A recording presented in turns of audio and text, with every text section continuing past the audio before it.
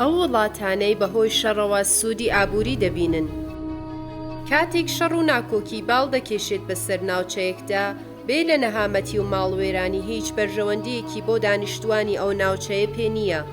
هەروەها ژنان و منداڵان زۆرترین ئازار لە هەڵگیرسانی جەنگ دەبینن و دەبنە قوربانی یەکەم. ئەوەی جێگای سەرنجە لە هەڵگیرسانی شەڕ بازرگانانی چەک و وڵاتانێک کە ناوەند و کارخانەی بەرهەمهێنانی چەکن زۆرترین بەرژەوەندی و سوودی ئابووری بەدەستدەهێنن.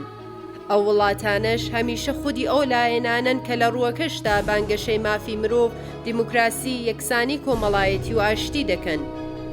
ئەو وڵاتانەی لە 5 ساڵی ڕابردوو زۆرترین بەرژەوەندی و سوودی ئابووریان لە شەڕی ئوکرانیا، غەزە و ئۆگاندا بینیوە، وڵاتانی ئامریکا، رووسیا، چین، عەرەبستانی سعودی، قەتەر، وڵاتانی سکەندەناڤیا و بە تایبەتی هەردوو وڵاتی نەرویژ و تورکیان کە بە فرۆشتنی چەک و لە بازاڕی ناجێگیری وزە و گواستنەوەی چەک بە ڕێژەی جیاواز سوودیان بینیوە.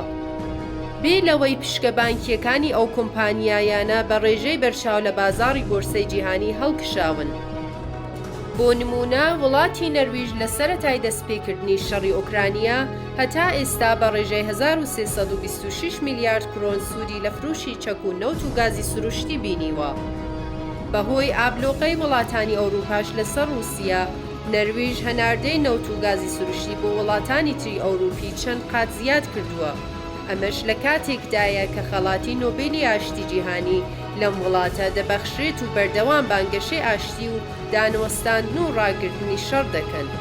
رووسیاش لە فرۆشی چەک بە ئێران، کۆریای باکوور و وڵاتانی ئافریقایی قازانجی زۆری کردووە و هەروەها زۆرترین گازی سروشتی و نەوتی بە چین و هەندستان فرۆشتووە. تورکیاش یەکێکە لەو وڵاتانەی کە جگە لەوەی ڕێژەیەکی زۆر چەک و جبەخانەی خۆی هەناردەی وڵاتان کردووە، هەروەها درۆنی بەیرەقدار TB2 بۆ زۆر وڵاتی جیهانی ڕەوانە کردووە، بە تایبەتی بۆ وڵاتی ئوکرانیا. هەروەها تەواوی بانکە فەرمیەکانی ئەو وڵاتەش وەک ناوەندی سپیکردنەوەی پارەی قاچاغ و نایاسایی و سامانی مافیاگەری فراهەم کردووە کە بەهۆی ڕەوشی ئاوەرتە و جەنگە جیهانیەکان لە لای ئەوان کەڵەکە بووە.